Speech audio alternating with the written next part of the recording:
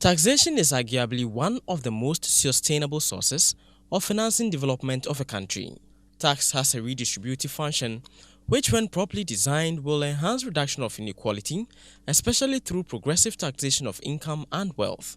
However, many developing countries face challenges in their effort to mobilize domestic resources due to a combination of several factors such as weak tax administration, aggressive tax regimes, wide range of corporate tax incentives, and insufficient use of capital taxes, among other things. Oxfam International, a non-governmental institution, in partnership with civil society organizations and Tax Justice Network Africa, have held a 5-day conference to engage developing countries on efforts to reform the international tax system.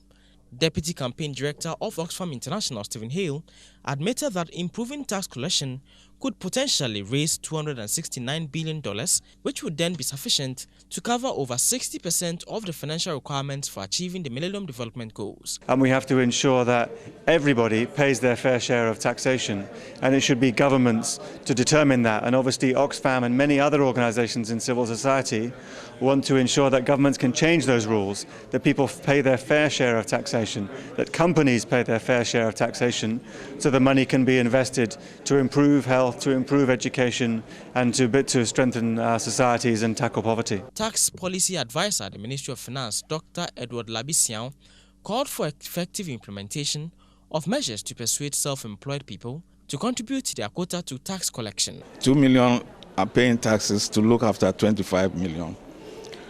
Out of the 25 million, you can say 50 million are below 18, right? So they are not eligible. So you now have 12 million.